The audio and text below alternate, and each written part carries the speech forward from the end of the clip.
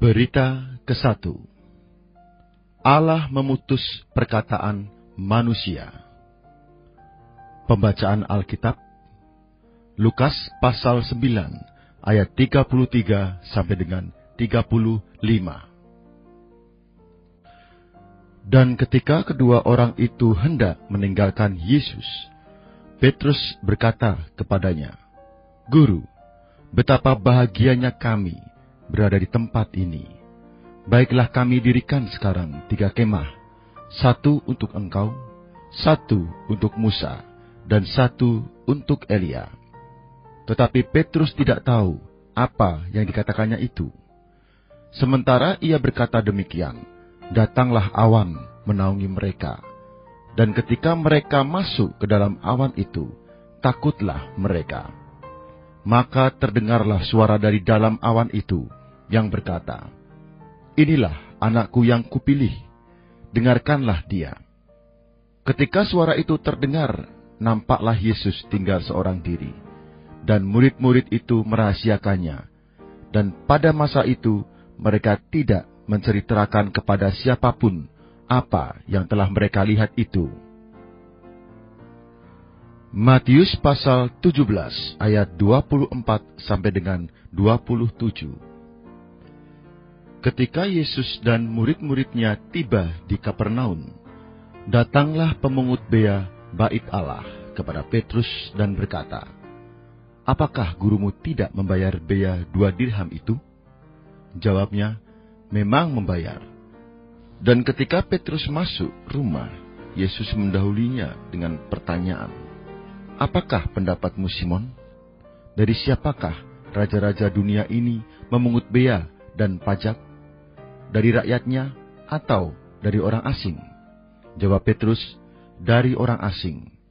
Maka kata Yesus kepadanya, "Jadi bebaslah rakyatnya. Tetapi supaya jangan kita menjadi batu sandungan bagi mereka, pergilah memancing ke danau, dan ikan pertama yang kau pancing, tangkaplah, dan bukalah mulutnya. Maka engkau akan menemukan mata uang 4 dirham di dalamnya. Ambillah itu, dan bayarkanlah kepada mereka, bagiku dan bagimu juga." Kisah Para Rasul pasal 10 ayat 44 sampai dengan 48. Ketika Petrus sedang berkata demikian, turunlah Roh Kudus ke atas semua orang yang mendengarkan pemberitaan itu. Dan semua orang percaya dari golongan bersunat yang menyertai Petrus tercengang-cengang, karena melihat bahwa karunia Roh Kudus dicurahkan ke atas bangsa-bangsa lain juga. Sebab mereka mendengar orang-orang itu berkata-kata dalam bahasa roh dan memuliakan Allah.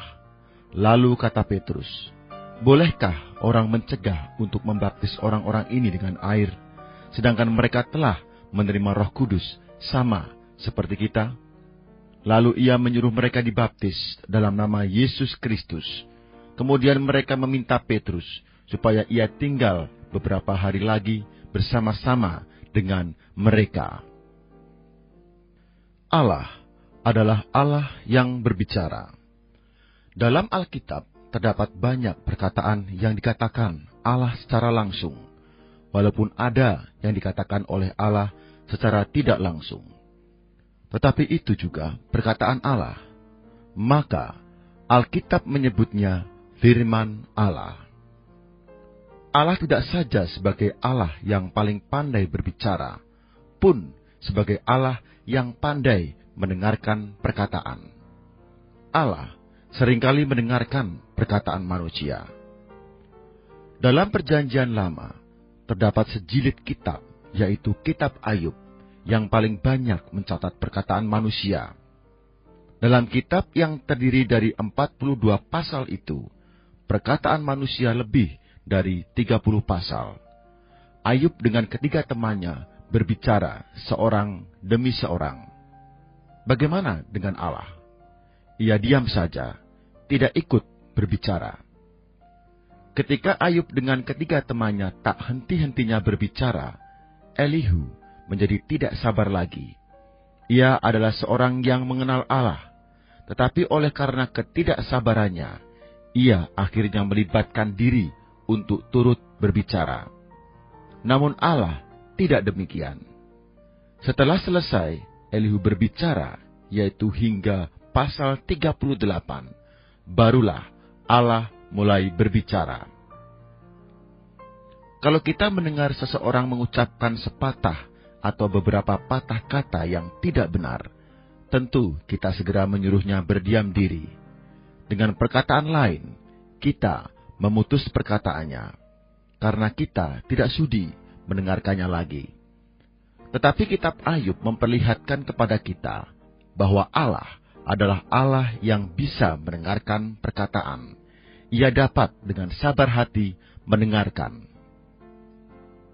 Walaupun dalam Perjanjian Baru tidak ada sejilid kitab yang mirip dengan kitab Ayub, tetapi dalam kitab Perjanjian Baru ada satu orang yang senang banyak berbicara. Siapakah dia? Dia adalah Petrus. Petrus memang sangat pandai berbicara. Asal ada kesempatan, ia pasti berbicara. Akan tetapi, dalam Lukas pasal 9, Matius pasal 17, dan Kisah Para Rasul pasal 10, kita melihat Petrus 3 kali berbicara, namun setiap kali diputus oleh Allah sebelum pembicaraannya selesai. Pertama kali, Allah Bapa yang memutus perkataannya. Itu terjadi di atas gunung. Kedua kali, Tuhan Yesus yang memutus perkataannya. Itu terjadi di dalam rumah. Dan yang ketiga kali, Roh Kudus yang memutus perkataannya. Itu terjadi di antara orang kafir. Allah tidak membiarkan Petrus berbicara terus. Allah harus memutus perkataannya. Pernah sekali, begitu ia mengucapkan beberapa patah kata, Allah segera memutus perkataannya. Pernah sekali, ketika ia belum sempat mengucapkan perkataannya, Allah telah memutus perkataannya. Dan sekali lagi, yaitu sesudah ia mengucapkan banyak perkataan, akhirnya juga diputuskan oleh Allah. Telah berbicara beberapa kata, diputus. Belum sempat berbicara, diputus. Telah berbicara cukup panjang, juga diputus.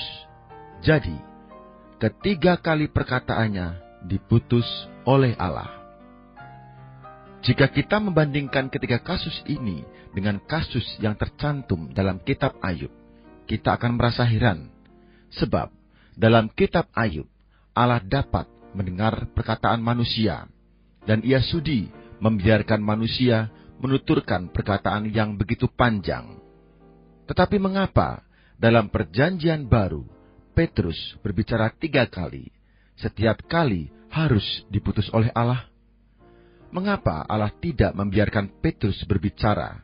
Dan mengapa Allah tidak membiarkannya berbicara sampai selesai?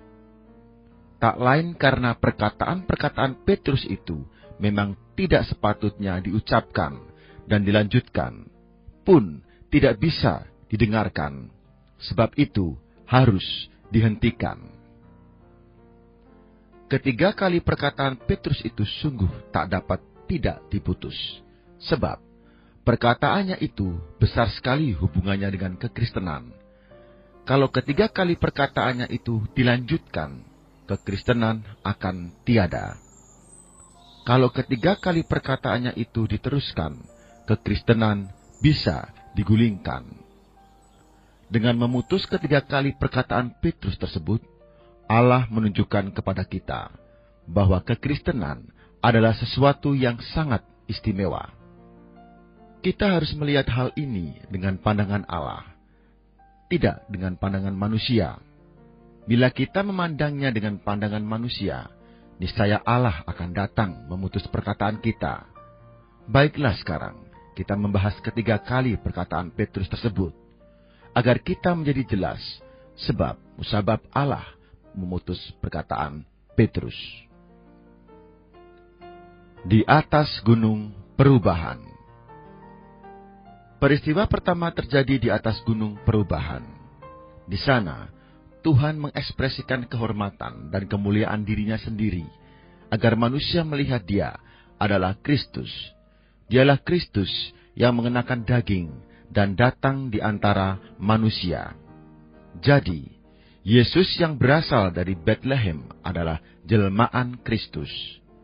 Berhubung dia mengenakan tubuh manusia, maka manusia tidak mengetahui bagaimana ia sebagai Kristus.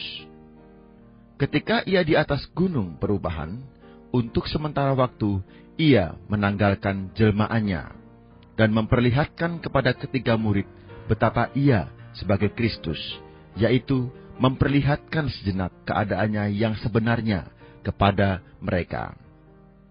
Banyak yang mengenal dia sebagai Yesus orang Nazaret, tetapi sedikit sekali yang mengenal dia sebagai Kristus, Putra Allah. Orang tidak tahu bagaimana sebenarnya dia itu, sebab mata mereka belum tercelik. Jadi, makna peristiwa di atas gunung perubahan tak lain ialah Tuhan Yesus menanggalkan jelmaannya, sehingga para murid beroleh wahyu baru dan mengenal siapa sebenarnya dia. Ketika itu, datanglah Musa dan Elia. Musa adalah pembawa hukum Taurat, sedangkan Elia adalah seorang nabi. Dapat dikatakan bahwa hukum Taurat dan nabi juga berada di atas gunung. Hukum Taurat dan nabi merupakan ciri khusus perjanjian lama, sedangkan ciri khusus perjanjian baru ialah Kristus. Hukum Taurat dan nabi merupakan bayang-bayang yang akan berlalu. Ketika wujud yang sejati datang, maka bayang-bayang itu akan sirna. Petrus melihat ada Musa dan Elia, yaitu ciri khusus perjanjian lama. Pula ada Kristus, yaitu ciri khusus perjanjian baru. Karena itu, Petrus berkata, "Guru, betapa bahagianya kami berada di tempat ini." Ketika ia mengucapkan perkataan ini, Allah segera datang memutus perkataannya. Maksud Allah ialah, hukum Taurat dan Nabi tidak dapat dicampur baurkan dengan Kristus. Firman Allah, hukum Taurat dan kitab para nabi berlalu sampai kepada zaman Yohanes. Dan sejak waktu itu, kerajaan Allah diberitakan. Lukas pasal 16 ayat 16. Ini menunjukkan kepada kita bahwa hukum Taurat dan Nabi berkaitan dengan kerajaan Allah, tetapi mereka tidak sejajar dengan kerajaan Allah. Maksud Petrus, hukum Taurat, nabi-nabi, dan Kristus adalah sejajar. Allah memutus perkataannya karena ia menyangka mereka sejajar. Hukum Taurat dan Nabi tidaklah sejajar dengan Kristus. Mereka hanya sekedar berhubungan. Setelah hukum Taurat dan Nabi berakhir, barulah Kristus dimulai. Maka keduanya itu tak dapat dipadukan dengan Kristus. Meskipun dalam perjanjian lama kedudukan Musa dan Elia sangat tinggi, namun mereka tidak dapat disejajarkan dengan Kristus. Kata Petrus, "Baiklah, kami dirikan sekarang 3 kemah, 1 untuk engkau, 1 untuk Musa, dan 1 untuk Elia." Maksud Petrus, memang Tuhan Yesus berada di tempat yang pertama, tetapi tempat yang kedua dan ketiga layak pula diberikan kepada hukum Taurat dan Nabi. Namun, menurut pandangan Allah yang di surga, itu tidak benar. Hukum Taurat dan Nabi tiada kedudukan sedikit pun dalam kekristenan dan dalam perjanjian baru. Dalam kekristenan, dalam perjanjian baru, dalam gereja hanya ada Kristus, Tuhan saja. Maksud Petrus, 1 kemah untuk engkau, Kristus, 1 kemah untuk Musa, dan 1 kemah untuk Elia.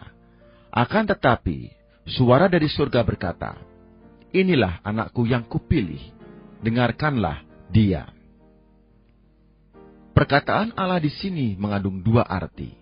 Pertama, pada hari ini bukan waktunya kamu berbicara, melainkan kamu harus mendengarkan perkataannya.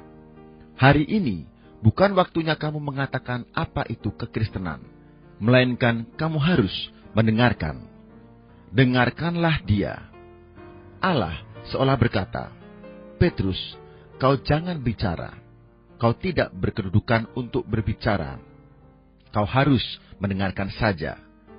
Kedua, kau mengatakan ada Kristus, ada Musa, ada Elia. Tetapi aku berkata, dengarkanlah dia. Bukan mendengarkan mereka, melainkan dia. Petrus menyebut 3 persona itu, tetapi perkataan surga hanya menyebut 1 persona saja. Dalam zaman perjanjian baru, Allah tidak menginginkan hukum Taurat atau Nabi. Ia hanya menginginkan Kristus saja. Mengapa dalam perjanjian baru Allah hanya ingin Kristus, tidak ingin hukum Taurat dan Nabi? Apakah sebenarnya hukum Taurat dan Nabi? Apakah pula Kristus? Baiklah, sekarang kita tinjau masalah-masalah ini. Apakah artinya hukum Taurat? Hukum Taurat ialah suatu peraturan yang memberitahu kita mana yang ya, mana yang bukan, mana yang boleh dilakukan, mana yang tak patut dilakukan. Kalau seorang sudah mengetahui hukum Taurat, cukuplah ia menaatinya secara harafiah saja. Tidak perlu mencari atau bertanya kepada Allah. Tidak perlu datang ke hadapan Allah, serta berkontak dengannya. Pada masa perjanjian lama, orang tidak perlu menghampiri Allah dan berkontak dengan Allah. Asalkan seorang dapat mengamalkan beberapa hukum Taurat, yaitu melakukan apa yang seharusnya dilakukan, sudahlah ia layak menjadi seorang yang baik. Jadi, ia tak perlu menghampiri Allah, sudah dapat menjadi seorang yang benar. Apakah arti perjanjian baru? Perjanjian baru justru mengesampingkan hukum Taurat dan membiarkan Kristus sendiri sebagai Tuhan. Sebagai anak Allah, ia telah beroleh kemuliaan, duduk di atas tahta di surga, pun telah berhuni dalam hati kita menjadi Tuhan kita. Dalam 2 Petrus pasal 1, Petrus mengatakan bahwa ia pernah melihat kemuliaan Tuhan Yesus. Kejadian di atas gunung perubahan itu menyatakan betapa Allah mengaruniakan kehormatan dan kemuliaan kepada Tuhan Yesus. Sekarang, soalnya 1 kemah, 2 kemah, atau 3 kemah. Di atas tahta di surga hanya ada Kristus saja. Tetapi apakah dalam hati kita juga hanya ada 1, yaitu Kristus? Ataukah masih ada Musa dan Elia juga? Allah hanya menginginkan kita menerima Kristus saja. Namun, seringkali dalam hati kita tidak saja ada Kristus, juga ada hukum Taurat dan Nabi, yakni perkara-perkara lahiriah. Jika kita berkonsepsi demikian, pasti Allah akan memutusnya. Hari ini, segala pimpinan atau petunjuk yang kita peroleh seharusnya berasal dari Kristus yang berhuni di batin kita, bukan dari peraturan atau hukum Taurat lahiriah yang mati. Kita tidak meremehkan Alkitab, tetapi mungkin saja kita menganggap Alkitab itu sebagai peraturan atau hukum Taurat. Hari ini, soalnya tidak terletak pada bagaimana perkataan-perkataan hukum Taurat yang harafiah, melainkan terletak pada perkataan Kristus yang berhuni di batin Anda. Disinilah letak perbedaan antara perjanjian lama dengan perjanjian baru. Kalau perjanjian lama mengharuskan orang memeriksa Alkitab dan memperhatikan apa yang tercantum dalam hukum Taurat, tetapi perjanjian baru tidak demikian. Dalam perjanjian baru, selain Alkitab, harus pula mengetahui apa yang dikatakan Tuhan Yesus di batin Anda. Syukur pada Allah, kekristenan tidak dibangun di atas pengetahuan manusia, melainkan di atas hal berhuninya Kristus di batin kita. Maka, siapapun juga, jika ia mau mendengarkan perkataan yang di batinnya, niscayalah ia akan menerima pimpinan Allah. Ada orang pernah bertemu dengan seorang saudari tua yang berusia lebih dari 70 tahun. Saudari ini percaya Tuhan baru 4 bulan lamanya. Ia seorang buta huruf, sama sekali tidak memiliki pengetahuan Alkitab, dan tak satu pun hukum Taurat yang dapat ia hafalkan. Akan tetapi, ia memiliki pengetahuan dalam batin, sebab Kristus yang berhuni batinnya itu dapat memberi pengetahuan kepadanya. Manusia menyukai hukum Taurat, sebab dengan mengikuti hukum Taurat, mereka tidak perlu berkontak dengan Kristus, melainkan cukup dengan memiliki aspek luar dan pengetahuan saja. Namun, dalam Perjanjian Baru, jika kita tidak senantiasa menunggu di depan pintu gerbang hikmat, Amsal pasal 8 ayat 34, dan 1 Korintus pasal 1 ayat 24, dan memandang wajah hikmat, kita tidak akan mengetahui dan tidak bisa berjalan. Maka, dalam kekristenan, tidak saja harus tahu bagaimana kata Alkitab, juga harus tahu bagaimana kata Kristus dalam batin Anda. Kita memiliki Kristus yang hidup di batin kita sebagai hayat dan sebagai standar moral kita. Apa yang diperkenannya, itulah yang benar. Dan apa yang tidak diperkenannya, itulah yang tidak benar. Apa yang ia katakan benar, itulah yang benar. Apa yang ia katakan tidak benar, itulah yang tidak benar. Namun, ada banyak Petrus, yaitu mengira Kristus harus ditambahkan dengan hukum Taurat. Petrus mengira harus ada 3 kemah, dan 1 di antaranya untuk Musa. Itulah sebabnya Allah datang memutus perkataannya. Maksud Allah ialah, hari ini persoalannya adalah Kristus, bukan hukum Taurat. Lalu, apakah artinya nabi? Nabi adalah untuk menambal atau melengkapi kekurangan hukum Taurat. Hukum Taurat hanya menetapkan sesuatu yang prinsipal. Hukum Taurat tak dapat menetapkan semua perkara. Hukum Taurat hanya dapat memberitahu Anda boleh makan apa, tak boleh makan apa.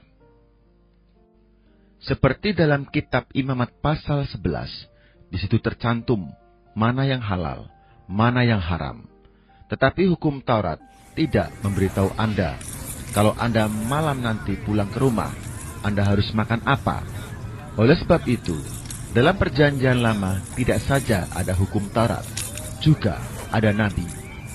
Hukum Taurat ditujukan kepada prinsip tentang apa yang iya dan yang bukan, sedangkan nabi ditujukan kepada detail-detailnya. Itulah perbedaan antara hukum Taurat dengan nabi. Hukum Taurat merupakan standar yang umum, sedangkan nabi merupakan penunjuk yang terperinci, yakni untuk menanggulangi masalah-masalah yang konkret dan personal. Nabi adalah oknum yang mewakili orang lain untuk mengetahui kehendak Allah. Petrus merasa bahwa Musa dan Elia itu sangat penting. Karena itu, tidak saja ingin membuat 1 kemah untuk Musa, juga ingin membuat 1 lagi untuk Elia. Petrus tidak saja memberi 1 kedudukan bagi hukum Taurat, ia pun memberi 1 kedudukan bagi nabi. Tetapi menurut pandangan Allah itu tidak benar, karena dalam zaman Perjanjian Baru tidak boleh ada nabi ala Perjanjian Lama. Maka Allah memutus perkataan Petrus. Apakah Perjanjian Baru? Perjanjian Baru mengatakan, seluruh bumi penuh dengan pengenalan akan Tuhan. Yesaya pasal 11 ayat 9. Dan mereka tidak akan mengajar lagi sesama warganya atau sesama saudaranya dengan mengatakan, kenalah Tuhan. Ibrani pasal 8 ayat 11. Dalam Perjanjian Baru tidak perlu ada nabi ala Perjanjian Lama. Ada seorang saudara mohon didoakan oleh seorang saudara lain. Demikian katanya, semoga Allah memberitahu Anda kehendaknya terhadap saya, dan kalau Anda sudah tahu, harap Anda memberitahu kepada saya. Permintaan yang demikian berarti ia sama sekali menggulingkan Perjanjian Baru. Perjanjian Baru tidak saja mengesampingkan hukum Taurat, juga menyingkirkan nabi.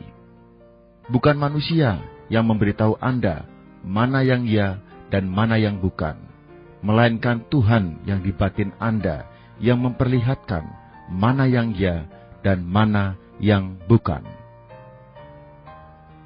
Seperti pada suatu kali, Paulus bertekad untuk pergi ke Yerusalem. Ia tidak mendengarkan perkataan beberapa orang lainnya. Kisah Para Rasul pasal 21 ayat 12 sampai dengan 14. Sebab Paulus sendiri tahu dari dalam batin akan kehendak Tuhan. Dalam memilih jalannya sendiri, setiap orang tidak dapat menuruti perkataan orang lain. Dalam gereja, tidak ada nabi ala perjanjian lama. Nabi telah berlalu, bahkan berlalu untuk selama-lamanya. Setiap orang harus menerima pimpinan Allah secara langsung dalam batinnya sendiri dan tak dapat memberikan tempat kepada hukum Taurat atau nabi sebagai pengganti Kristus. Kekristenan ialah Kristus itu sendiri yang hidup di batin kita dan yang memberitahu kita mana yang ya, mana yang bukan. Kristus berhuni di batin kita. Itulah kekristenan. Kesalahan Petrus disebabkan adanya Musa dan Elia dan Kristus. Allah berkata bahwa di sini harus hanya ada Kristus saja. Musa dan Elia harus pergi. Pada satu pihak, Petrus mau Kristus, tetapi pada pihak lainnya, ia juga mau hukum Taurat dan Nabi. Petrus tidak menolak Kristus. Ia menerima bahkan mengutamakan Kristus. Tetapi ia juga menginginkan hukum Taurat dan Nabi. Saya khawatir masih banyak orang yang belum menyadari hal ini. Mereka serupa dengan Petrus, menghendaki 3 kemah. Selain Kristus, masih menghendaki hukum Taurat dan Nabi. Orang yang demikian perlu mendengarkan suara dari surga. Inilah anakku, dengarkanlah dia. Hari ini kita hanya perlu mendengarkan dia saja. Di dalam rumah. Tempat kedua ialah di dalam rumah. Ketika itu, datanglah pemungut bea kepada Petrus. Katanya, "Apakah gurumu tidak membayar bea 2 dirham itu?" Jawab Petrus tanpa berpikir, "Memang membayar." Petrus tidak menyangka bahwa persoalannya bukan hanya Tuhan Yesus membayar atau tidak, bahkan Tuhan Yesus harus membayar atau tidak. Kata bea di sini dalam bahasa aslinya adalah sebutan mata uang Yunani, sama dengan setengah sikal mata uang Yahudi, dan bea ini adalah uang pendamaian bagi nyawa. Keluaran pasal 30 ayat 11 sampai dengan 16, 2 Raja-Raja pasal 12 ayat 4, 1 Tawarik pasal 24 ayat 6 dan 9. Dalam seluruh dunia, baik dulu maupun sekarang, jika Anda dapat menemukan satu orang di antara sekian banyak orang, orang ini bukan manusia biasa, melainkan juga Allah. Itulah kepercayaan kita dan itulah kekristenan. Kita tidak saja percaya kepada Allah, bahkan percaya adanya wahyu Allah. Wahyu Allah yang terbesar ialah firman menjadi manusia. Banyak orang percaya bahwa di surga ada satu Allah yang tak terjamah. Banyak orang percaya kepada Allah yang ajaib dan misterius yang tak diketahui manusia. Seperti Allah orang Athena yang disebut Allah yang tidak dikenal. Kisah Para Rasul pasal 17 ayat 23. Itu sama sekali bukan kekristenan, bukan pula perjanjian baru. Kita percaya adanya Allah, bahkan percaya bahwa Allah adalah Allah yang dapat diketahui dan dikenal. Kita pun percaya bahwa Allah adalah Allah yang jelas. Ia bukan Allah yang aneh dan abstrak di sorga, melainkan Allah yang dinyatakan dengan jelas di antara manusia. Bagaimana kita dapat mengenal Allah yang dapat dikenal ini? Itu disebabkan Allah telah menjelma menjadi manusia, barulah kita dapat mengenal Dia. Allah mengenakan manusia dan datang di antara manusia. Itulah arti anak tunggal yang di pangkuan Bapa yang menyatakan Allah. Karena itu, di antara manusia yang tak terhitung banyaknya di seluruh dunia ini, kita dapat menemukan satu orang yang dapat kita sebut sebagai Allah. Pun dapat menemukan dan mengenal bahwa Yesus orang Nazaret itulah anak Allah. Ia serupa dan secorak dengan kita. Namun, ia juga tak sama dengan kita. Ia adalah anak Allah. Kekristenan justru dibangun di atas dasar ini. Matius pasal 16 memperlihatkan kepada kita bahwa Petrus mengakui Tuhan Yesus sebagai anak Allah yang hidup. Itu dikarenakan ia telah beroleh wahyu Allah. Yang diperhatikan Tuhan Yesus ialah siapa aku menurut kalian. Ia tak menghiraukan orang menilainya baik atau buruk. Ia pun tak menghiraukan kesan baik atau tidak terhadapnya. Ia hanya mementingkan satu perkara saja, yaitu siapakah aku menurut kalian. Ada tidaknya kekristenan tergantung pada pengenalan Anda terhadap Yesus orang Nazaret ini. Jika masalah ini tidak dapat dipecahkan, kita takkan memiliki dasar sedikit pun.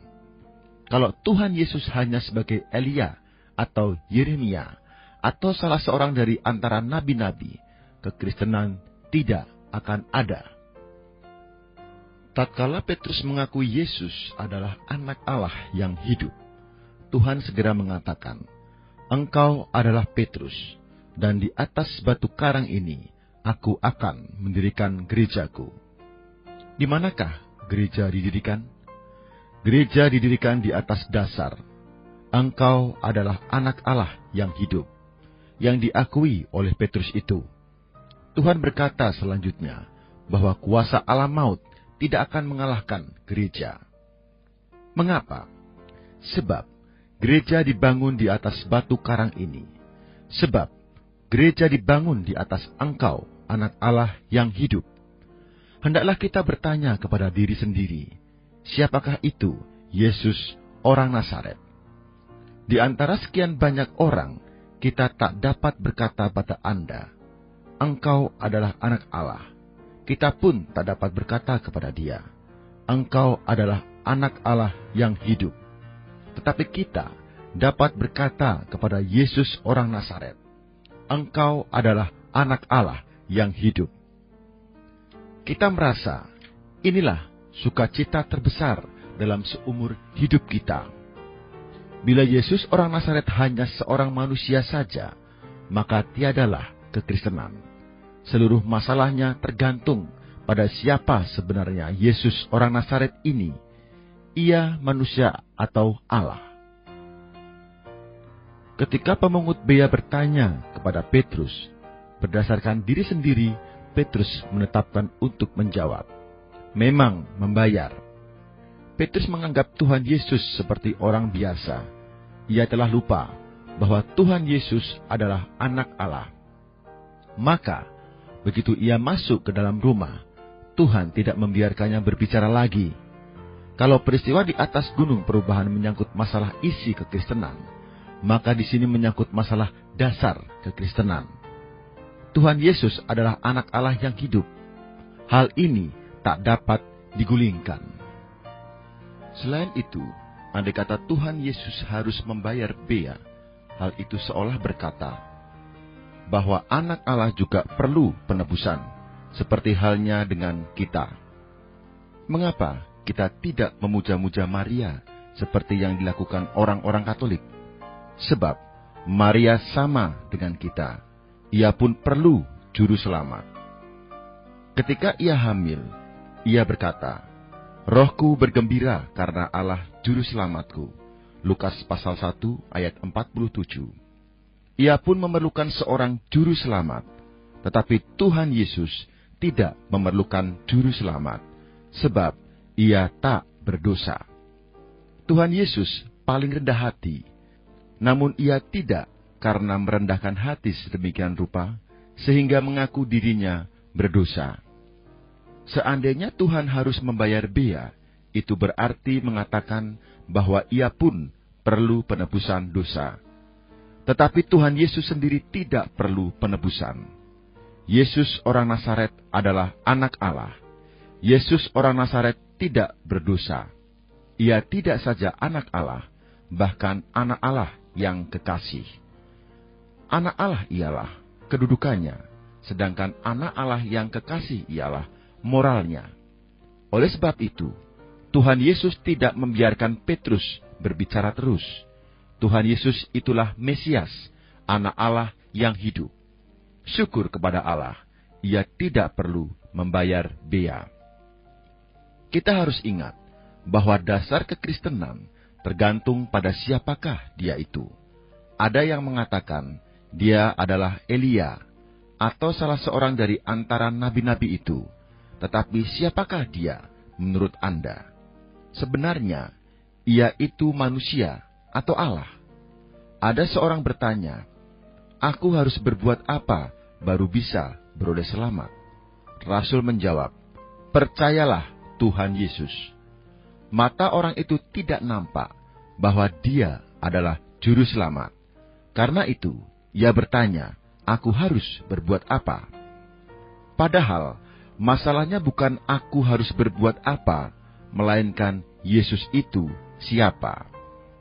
Jika Allah menerangi Anda akan nampak bahwa Yesus orang Nazaret adalah yang diutus Allah ke dunia untuk mengekspresikan Allah. Jika demikian, bereslah segala persoalannya.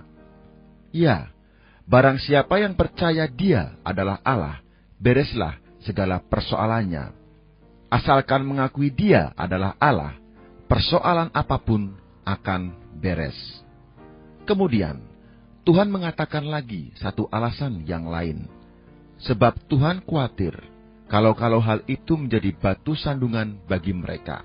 Maka ia menyuruh Petrus mengail ikan, dan dari mulut ikan yang pertama terkail itu akan didapat uang 4 dirham untuk membayar bea bagi Tuhan dan Petrus berdua. Tuhan Yesus ingin menerangkan bahwa pembayaran bea itu bukan karena ia sendiri orang asing, melainkan karena ia tidak ingin menjadi batu sandungan bagi mereka. Walaupun dia adalah anak Allah, tetapi karena dia tak mau menjadi batu sandungan bagi orang, agar jangan orang-orang itu tidak terima, maka dibayarlah bea itu. Di sini kita boleh menarik satu pelajaran. Anda sebenarnya berhak tidak melakukan sesuatu, tetapi Anda melakukannya. Sebenarnya banyak perkara yang dapat melindungi hak pribadi Anda, tetapi Anda tidak melakukannya. Mengapa demikian? Sebab Anda khawatir akan menjadi batu sandungan bagi mereka. Berbuat demikian bukan karena takut disalahkan oleh mereka. Jika karena takut disalahkan, itu bukan prinsip yang baik. Dan jika demikian, jalan kita akan menjadi terlampau lebar. Maka, dalam hal ini, bukan karena takut disalahkan, melainkan tidak mau menjadi batu sandungan bagi orang lain. Jadi, Tuhan membayar bea sebenarnya adalah untuk orang lain, bukan untuk dirinya sendiri. Kita harus belajar melepaskan hak kita demi kebaikan orang lain. Di rumah Kornelius. Tempat ketiga ialah di rumah Kornelius. Petrus adalah seorang Kristen. Ia pun seorang Yahudi. Orang Yahudi tidak bergaul dengan orang kafir. Sebelum Petrus tiba di Kaisarea, ia mempunyai prasangka terhadap orang kafir. Allah lalu memberinya suatu visi, yaitu dari langit turun suatu benda yang berbentuk kain lebar, yang di dalamnya terdapat berbagai jenis binatang berkaki 4, binatang menjalar, dan burung.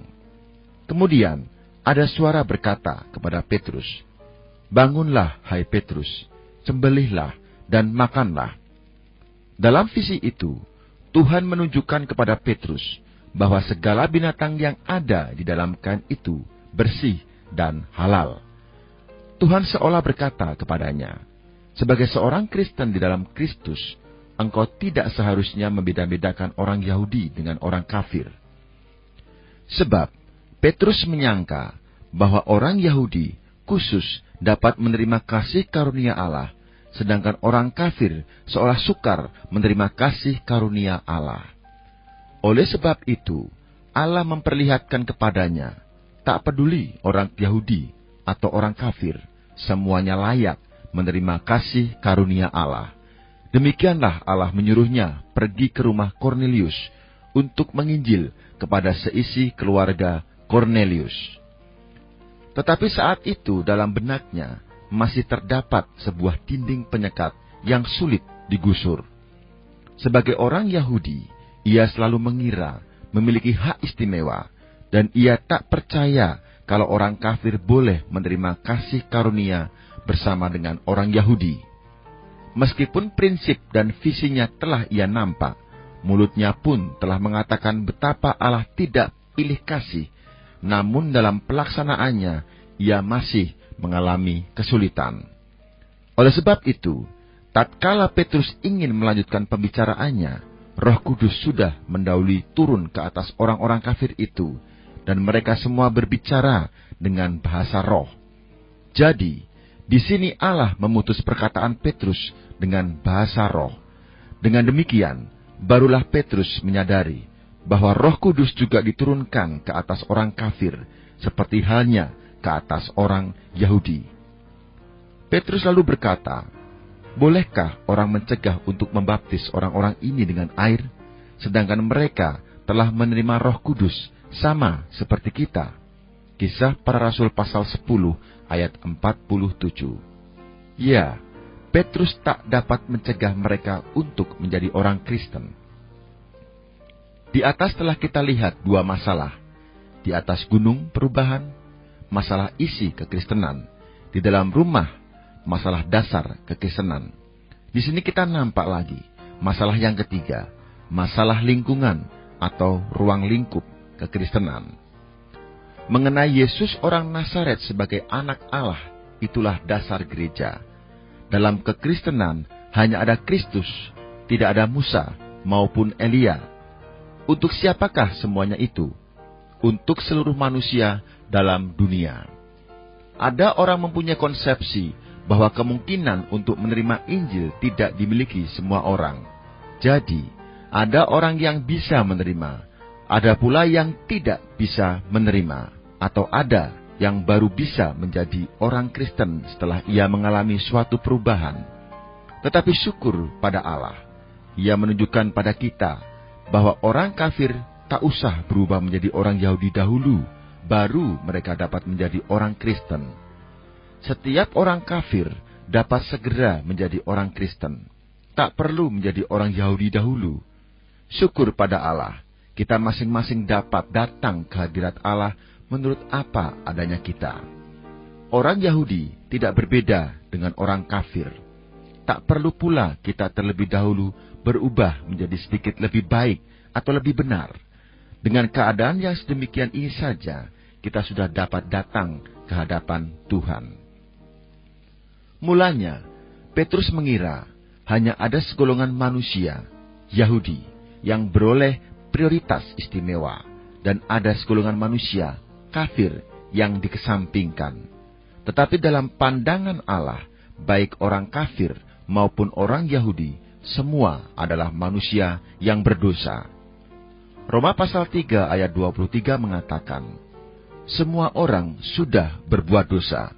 Kata semua orang itu mencakup orang Yahudi dan orang kafir. Syukur pada Allah, baik orang Yahudi maupun orang kafir, semua dapat menerima keselamatan Allah. Gereja dibangun di atas diri Kristus. Di dalam Kristus sama sekali tidak ada perbedaan antara Yahudi maupun kafir. Hari ini, bagaimana cara Anda datang kepada Allah? Bagaimana pula cara Anda beroleh selamat? Anda dapat datang ke hadapan Allah, tak lain karena Anda telah mengambil bagian dalam hayat Tuhan Yesus. Dan demi menerima hayat Tuhan Yesus, Anda dapat menjadi anak-anak Allah. Tak peduli Anda orang kafir atau orang Yahudi, Anda dapat menjadi anak-anak Allah hanya oleh hayat Tuhan Yesus. Setiap orang di antara kita beroleh pembersihan dan penyucian oleh darah Tuhan Yesus dan dapat datang ke hadirat Allah bersandar pada hayat Tuhan Yesus. Anda beroleh kasih karunia bukan karena Anda berstatus sebagai orang Yahudi, pun bukan karena Anda orang kafir, melainkan karena Kristus.